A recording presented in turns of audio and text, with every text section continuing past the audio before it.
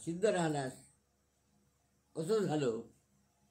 म्हणजे त्याला धर्माची एक प्रतिज्ञा तिथं त्यावेळी घ्यायला देतात आणि त्याला ते ब्रह्मगाठ आणि गायत्री मंत्र, ब्रह्मगाठ आणि गायत्री मंत्र ह्या दोन्हीची सांगड घालून त्याला मानवता धर्म हा त्याच्याशी दिला. तसंच मानवाला पांडुरंगाने दिलेली तुळशीची माळ आणि त्या माळेमध्ये सर्व काही भरून दिलं. घाल माळ, हो माझा भक्त, घाल माळ, हो माझा भक्त, असं करत असताना वारकरी हा पंथ उभा करून माऊली माऊली माऊली गुरु माऊली गुरु माऊली असं म्हणून धन्य धन्य पृथ्वीच्या पाठीवरती समाधानाचा स्रोत, आप परभाव नाही, गरीब श्रीमंत नाही, सर्वजण माऊली माऊली करत आपल्या पांडुरंगाकडे जातात. गुरुकृपेचा वर्षाव होतो. म्हणूनच दत्ताच्या समोर सुद्धा विठुराया धन्य धन्य हो प्रदक्षिणा सद्गुरुरायाची, झाली त्वरा सुरवरा विमान उतरायाची, पदोपदी अपार झाल्या पुण्याच्या राशी, सर्वही तीर्थे घडली आम्हा आदि करोनी काशी. आता आदि करोनी काशी ब्रह्मगाठ त्याच्या गळ्यामध्ये देऊन ह्या सर्व गोष्टी ह्या सर्व केल्या. चरणदास झाला. पांडुरंगालाही दत्तालाही तेच हवं होतं. चरणदास मला काय देतो? म्हटलं सर्व काही देतो. तू सर्व काही त्याने मला दिलं. कुठल्या गोष्टीची उणीव राहणार नाही की मानवाला ज्या ज्या काही गोष्टी असतात विशेषणात्मक आणि आशीर्वादामध्ये जे फलश्रुती असते,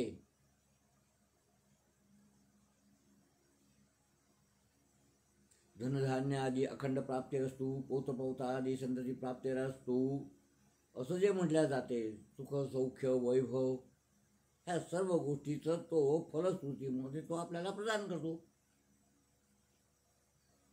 आणि मानवाला तो घेण्याचा अधिकार आहे.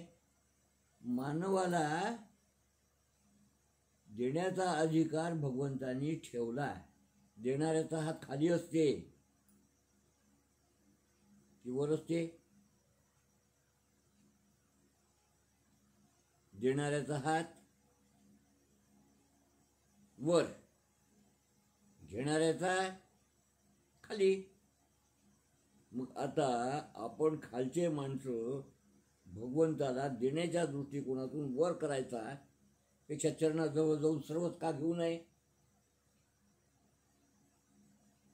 मतलबी असलेला माणूस त्याचा मतलब पूर्ण झाल्याच्या शिवाय तो तरी शांत होते काय? मग आता प्रत्येक माणसानं जर का स्वार्थ नावाचा गोष्ट स्वार्थाशी जर जोडला, स्वार्थ जर सर्व गोष्टींनी स्वार्थ साधून घेणे म्हणजेच भगवंताशी लीन होणे. चरणदास माझं हृदयच जर तुला मी अर्पण केलं, शरीर तर जाणारच नाही.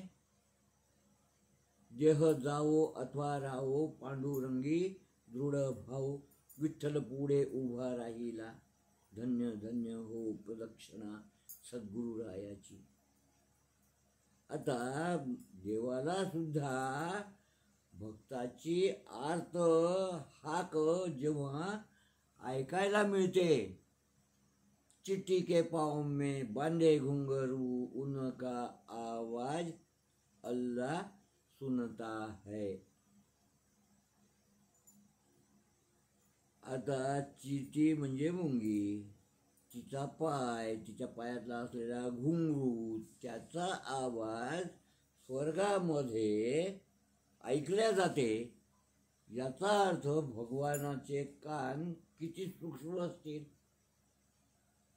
आणि इतक्या सूक्ष्मतेनं आपलं हृदय जर त्याला अर्पण केलं तर आपण त्याला काय नाही दिलं. जर ते आपण सर्व देऊ शकलो, तन मन धन हे सर्व अर्पुनी कुरवंडीन काया, असं म्हणत असताना त्याच्याशी जे नातं जोडावयाचं असते अर्थाच्या बाबतीमध्ये. अरे अर्थ, कारण मनुष्य स्वार्थी आहे म्हणून अर्थी बनला आहे. अर्थ जर त्याला कमी मिळाला तर तो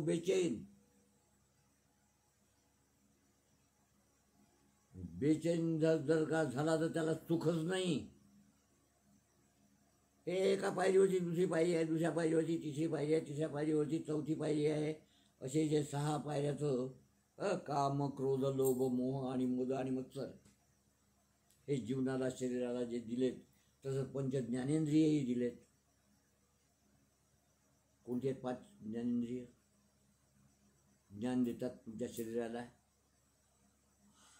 नाक वासाचं ज्ञान, जीभ रसनेचं ज्ञान.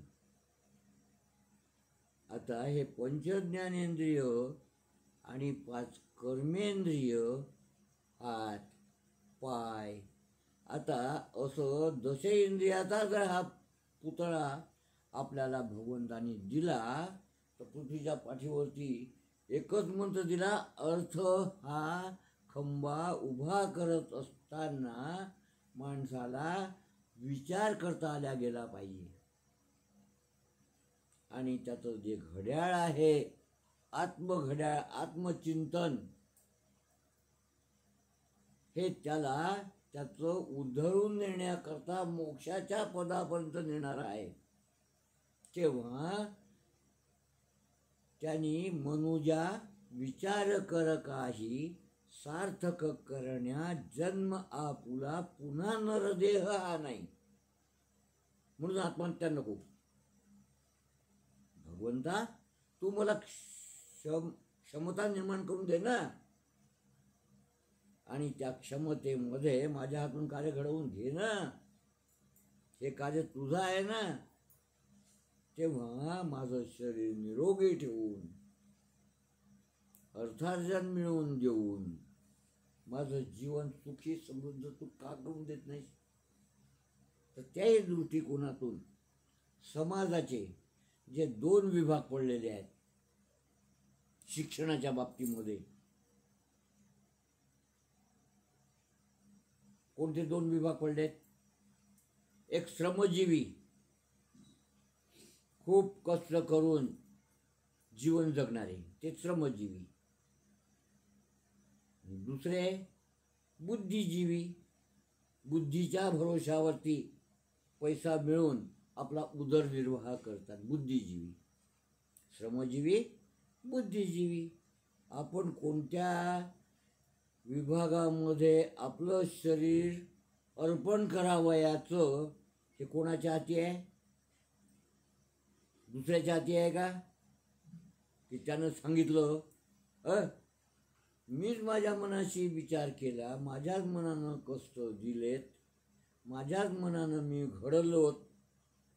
भगवंतानं गुरु महाराजांनी ज्यावेळेस कृपा करायची त्यावेळेस तो करेल आणि तो माझं जीवन ध्वस्त पुस्त सुस्त करेल. भगवंता माझ्यातून कार्य करवून घेतलं, हे माझी तू दिलेली धन्यता आहे. आणि अशी धन्यता मिळवून जर आपण अर्थार्जन केलं तर तो पैसा आपल्या कुटुंबाला हा पुरून उरतो,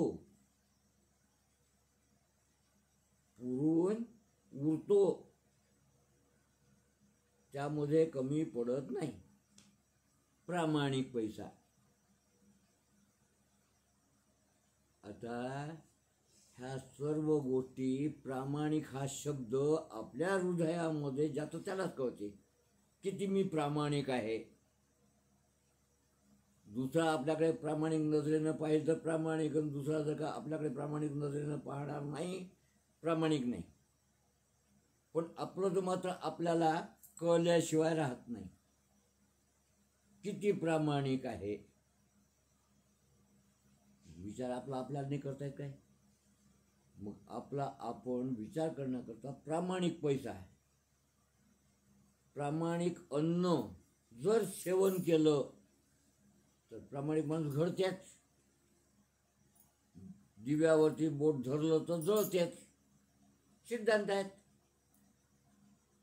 धरू नका पाहू बरं. दिव्यावरती बोट धरलं तर जळते. धरून पाहू नका बरं. विष खाल्ल्यानं माणसं मरतात. घेऊन पाहू नका बरं. कारण की हे अगोदर परंपरेनं सर्व सिद्ध करून दिलं. आपल्याला फक्त करावायचा आहे प्रामाणिक व्यवहार. आणि प्रामाणिक व्यवहारामध्ये जी पात्रता आपल्याला देहाला मिळालेली असेल तोच त्याचा हा जीवन ध्येय साध्य करण्याचा एक अर्थार्जनाच्या दृष्टिकोनातून सर्व गोष्टीनं परिपूर्णतेकडे नेणारा विभाग आहे. आता अन्न हे जर परब्रह्म रूपामध्ये आपल्याला आपल्या शरीरातील गुण मिळवून देतात. करून पहा ना. करून पाहायला काही हरकत नाही. संस्कृती, रीतिरिवाज, परंपरा याचं चिंतन करा. होती कशी, झाली कशी. होती कशी, झाली कशी. मग आता झाली कशी तर हे अशी झाली असं झालं. अशी झाली असं झालं. तसं होतं तसं होतं. मग त्या परंपरेचा जर आपल्याला अभ्यास करावयाचा असेल तर या विदर्भामध्ये डाल डाल पर सोने की चिडिया, डाल डाल पर सोने की चिडिया. आता सोनं, चिमणी, डाल डाल पर म्हणजे काय वैभव. भारत देशा इतका समृद्ध देश. समृद्ध. संतांची खाण कुठं? भारतात. सोन्याची खाण कुठं? भारतात. कोलाट. सोन्याची खाण भौगोलिक विभागामध्ये. आता जीवनाचे सोनं होणं हे कोणाच्या हाती आहे? आपल्याच ना. मग आता माणसानं जर विचार करणेच नावाची गोष्ट त्यानं त्याच्याजवळ ठेवली नाही, अन्न योग्य रीतीने सेवनच केलं नाही, त्या अन्नाला परब्रह्म रूप मानलं नाही, तर खरंच आपली बुद्धी हे सद्बुद्धी राहील काय? आपला आपण करावा विचार. काही कोणाला विचारण्याची गरज नाही. आता सर्वच प्रश्नाचे उत्तर जर आत्मचिंतन देते आणि आत्म्याचं कल्याण करते, मग दुसऱ्याला विचारण्याची गरज काय? भगवंताच्या जवळ जर आपण आपली सुख दुःख सांगितली तर भगवंत त्याचा निवारण करताय ना. निवारण करता कोण हे तर माहिती पाहिजे ना. कोणाकडे हा विभाग दिलेला आहे. जसा सरस्वतीच्या इकडे विद्या आहे, लक्ष्मीच्या इकडे पैसा आहे, दत्तगुरूच्या इकडे कृपाप्रसाद आहे. म्हणूनच त्रिगुणात्मक त्रयमूर्ती दत्त हा जाणा. म्हणून आपण जाणण्याकरता हे जे एक प्रबोधन वर्ग, प्रबोधन थोडंसं सांगून तर पहा. ऐकलं तर ऐक, नाही ऐकलं तर नको ऐकू. आपला विचार करायला काही हरकत नाही. कोणी करतं आपला आपण तर करा. मग आपला आपण विचार करत असताना आपल्याला काही जर कमी अधिक झाल्या गेलं तर चांगलंच होणार आहे ना. वाईट तर काहीच नाही आहे पृथ्वीच्या पाठीवरती. शरीर देह सोडल्याच्या नंतरही मोक्ष हे शेवटची पायरी आहे. जर जीवनामध्ये हे 4 पुरुषार्थ दिले, धर्म उत्तम कोण? की धर्माचार्य दीक्षा मिळाल्याच्या नंतर धर्माप्रमाणे आचरण करणारा तो परमोच्च म्हणून समजला जातो. आचारो परमो धर्म. हा आचारसंहिता.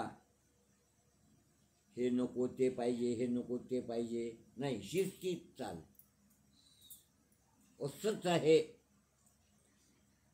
तेव्हा माणसाला विचार करण्याकरता चिंतन नावाची जी गोष्ट माणसाजवळ दिली, तर हे आत्मचिंतनामध्ये आत्मकल्याण स्वतः करणं योग्य आहे की अयोग्य आहे, आपलाच प्रश्न आपल्याच मनाला विचार आहे.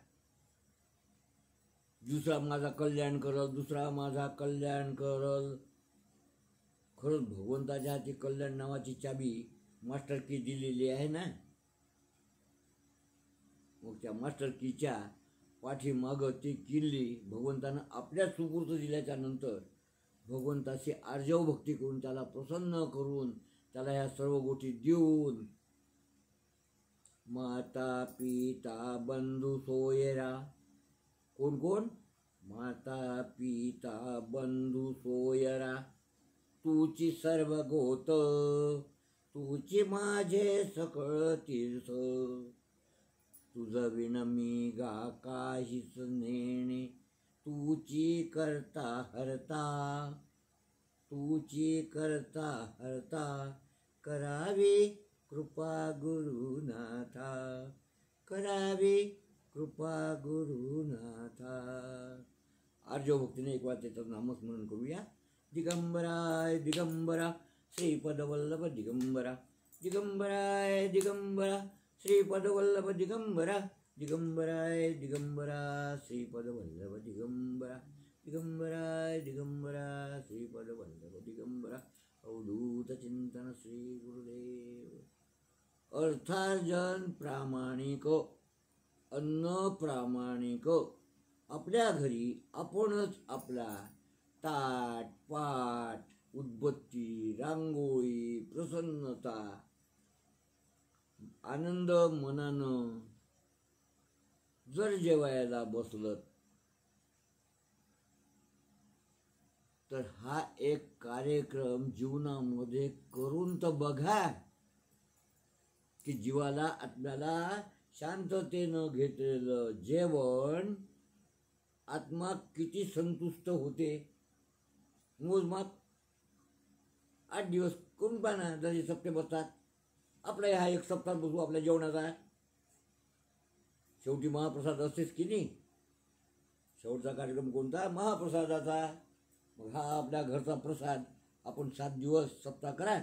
शेवटच्या दिवशीला महाप्रसाद आपल्या घरचाच घ्या. पहा या सप्त्यानं आत्मचिंतनानं किती मनुष्याचा अर्थ आपल्याला समजते. नाही तर म्हटल्या जाते की नाही तर तेही पहा. काय राजा तुझ्यात काय अर्थ आहे रे? असं आपलाच अर्थ भगवंताने आपल्याला कितीसा पटीनं आपल्याजवळ स्वाधीन केलेला आहे. शांततेनं बसा, शांततेनं हात थाट करा. तर बुद्धीचं प्रवर्तन होणंच आहे. ज्याच्याजवळ बुद्धी नावाची जी गोष्ट आहे आणि गणरायानं दत्तकृपेनं हे आपल्याला प्राप्त राहिलेली आहे, त्याचा फायदा आत्मकल्याण करून घेण्याकरता तुम्ही सर्व भक्त भगवंतापर्यंत चरणी जाऊन चरणाचं सर्व आत्मीयतेनं चिंतन करून त्याच्या पादुका आपल्या शिरावरती घेऊन दत्त तीर्थाला प्रदक्षिणेला आपण जाऊया आणि आपल्या आजच्या या दिनाचा आनंद प्रसाद घेऊया. प्रामाणिक धन, प्रामाणिक मान, प्रामाणिक ह्या सर्व गोष्टी एक जरी गुण आजच्या अर्थामध्ये अर्थार्जन करून घेण्यासाठी देण्यासाठी जर झाल्या गेला तर जीवन धन्य झालं म्हणून समजा. त्याच्याकरता त्याच्या पादुकाचं आपल्या शिरावरती घेऊन आपण आपली परिक्रमा करू. आपले हात आपल्या शिरावरती पहिल्या दिवशीला आपण आपले अशा पद्धतीमध्ये ठेवलेले होते, म्हणजे तळवे खाली आणि डोकं आपल्या तळहातानं झाकलेलं आणि आपण आशीर्वाद मागितलेला होता. प्रसन्न झाला गुरुदत्त माझा, प्रगटोनी ठेवी वरहस्त माथा, प्रपंच परमार्थ कृतार्थ केला, श्री ज्ञान सागरू गुरु अवधूत झाला. अवधूत चिंतन श्री गुरुदेव दत्त. आणि मिळालेल्या प्रसन्नतेची आज तीर्थयात्रासाठी आपण चलूया. प्रत्येकाने गुरु महाराजाच्या पादुका आशीर्वाद मिळण्याकरता आपल्या डोक्यावरती घ्या. आपले हात असे उलट ठेवा आणि आपल्या हातावरती त्या पादुकाचं आगमन झालेलं आहे असं समजा आणि तो भाव मनामध्ये निर्माण करून चलूया. तर मग धन्य धन्य हो प्रदक्षिणा सद्गुरुरायाची, झाली त्वरासुरवरा विमान उतरायाची. पदोपदी अपार झाल्या पुण्याच्या राशी, सर्वही तीर्थे घडली आम्हा आजी करोनी काशी. मृदंगटाळ घोळ भावार्थे गाती, नाम संकीर्तन ब्रह्मानंदे नाचती. कोटी ब्रह्म हत्या हरिती, कोटी ब्रह्म हत्या हरिती, करिता दंडवत लोटांगण घालिता, मोक्ष लोळे पायात. मोक्षापर्यंत जाण्याकरता आपल्याला साष्टांग नमस्कार करून लोटांगण घालत जेव्हा आपण जातो आणि भगवंता मी तुझ्याकडे शरण आलेला हो, इदम शरणम मम, इदम शरणम मम, इदम शरणम. भगवंता आम्ही ऋणी आहोत, तू आम्हाला आशीर्वाद दिला, तुझी सेवा आमच्या जन्मभर आयुष्यभर घडवून घे, हेची मागणे हेची सांगणे. तेव्हा भगवंता तू तुझं कार्य आमच्या हातून घडवून घे आणि आम्हाला धन्य कर. आमच्या अर्थविभागामध्ये आम्हाला जर तू भरभरून दिलं, कृपाशीर्वाद दिला, तर सुखाचा जो आनंद असते, सुखानंद, सुख किती आहेत, कोणते आहेत, कसे असतात, हे देहाच्या दृष्टिकोनातून जसं आपण समजून घेतलं आणि अंतर्यामीचा भगवंत तीर्थयात्रा करून आलोत, तर सुखही माहिती पाहिजे ना. काया सुख माया सुख, काया पाहिजे मायाही पाहिजे. काया चांगली माया चांगली, सर्व काही चांगलं. चांगलं कशाला म्हणायचं बरं? हे भगवंता तू आज आम्हाला दिलं. साष्टांग प्रणिपात, आमच्यावरची कृपाशीर्वाद दे. आणि आज आपण इथेच थांबू. एक वेळा त्याच्या नामाचा गजर करू. उद्याला आपण याच ठिकाणी याच वेळी अधिक मोक्षाच्या गतीला, म्हणजे शेवटची पायरी, हे त्या पायरीवरती उंच ताठ मानेनी आपण आपला चिंतनाचा भाग तो तिथे सादर करू. तत्पूर्वी पायाभरणीचा कार्यक्रमापासून आज आपण तिसरा खंबा उभारला. तिथे एका माणसाला 2 मुलं होती. जाता जाता सांगतो, एका माणसाला 2 मुलं होती. वडिलांना वाटलं की माझे दोन्ही मुलं चतुर असावेत, माझ्यानंतर काय ते प्रत्यक्षच पाहूया ना, नंतर काय पेक्षा प्रत्यक्ष डोळ्यानेच पाहूया ना. तेव्हा त्यांनी दोन्ही मुलांना आपल्या संपत्तीची सारखी संपत्ती त्या दोघांच्या हातावरती दिली. यालाही 10 रुपये दिले, त्यालाही 10 रुपये दिले. संपत्ती सारखी. शरीर आणि बुद्धी सारखी नव्हती ना, विचार सारखे नव्हते ना, विचारातला फरक. आणि बाबांनी सांगितलं, इकडे हो, आता हे 10-10 रुपये मी तुम्हाला दिलेत, तेव्हा तुम्ही या रुपयाचा भरभरून उपयोग घ्या आणि तुमचं जीवन संपन्न करा.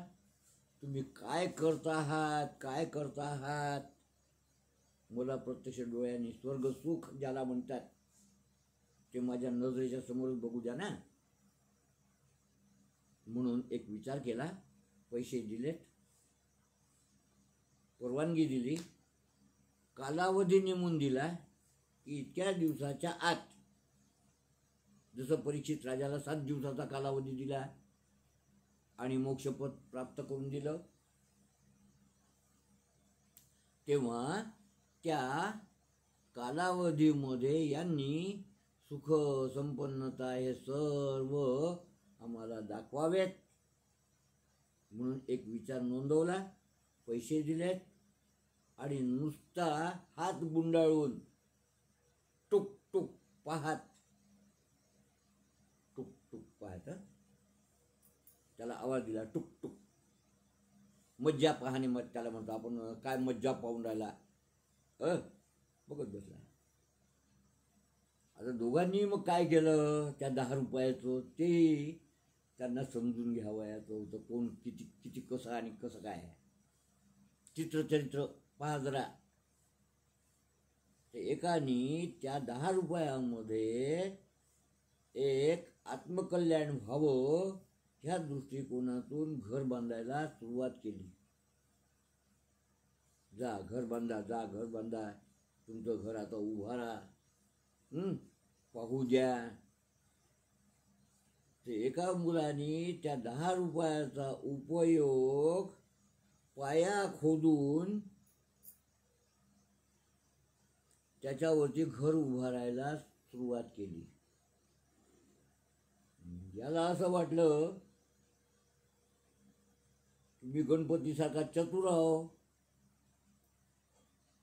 हा लेखाचा वेळपट चलला जमिनीत खोल खोदत घर बांधायसाठी. किती वेळपट आहे, माझं घर पहिले होईल की त्याचं घर पहिले होईल. अरे पण मजबूत बिल्डिंग, जर मजबूत, शेर सलामत तो पकडी 50, शेर सलामत. यानं पाया खोदायला सुरुवात केली, पाया भरणी झाली, घर उभं केलं. यानं वरच्या वरती घर उभं केलं. आता 7व्या दिवशी भरणीचा कार्यक्रम होता, घर भरणीचा कार्यक्रम. यानं याच्या घरामध्ये जीवा लावायचा कार्यक्रम केला आहे. प्रत्येकानं आपलं घर भरा. यानं जीवा लावला, तेल आणलं, उदबत्ती आणली, वात तयार केली, ज्योत लावली, घर भर उजेड, उजेडही उजेड. ज्यांनी वरच्या वरती घर बांधलं, घर भरा घर भरा, त्या 10 रुपयामध्ये घरामध्ये आपल्या गवत भरलं, गवत घर भरलं. आता या देहात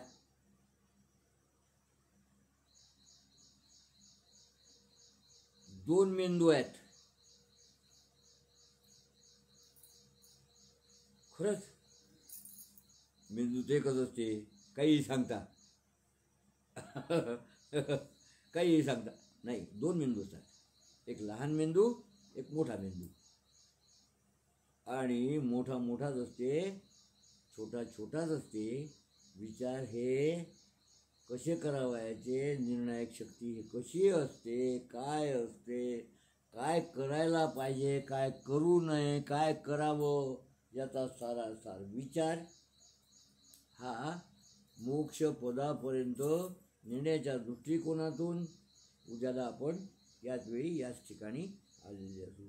हे जे दृष्टांत तुम्हाला आज जेवून ठेवून दिलेत, उद्याच्या पूर्वरंगाच्या दृष्टिकोनातून त्या तयारीनं उद्या आपण येऊ, श्रवण करू. सर्व भक्तीतली भक्ती, श्रेष्ठ भक्ती हीच आहे. श्रवण भक्ती म्हणून तिचा क्रमांकही पहिला आहे. तेव्हा ऐकणे हा जो शब्द आहे, ऐकणे, तेव्हा ऐकायचं कसं, त्याच्यावरती जरा थोडंसं आपण चिंतन ठेवू, करू. या अवधूत चिंतन श्री गुरुदेव दत्त.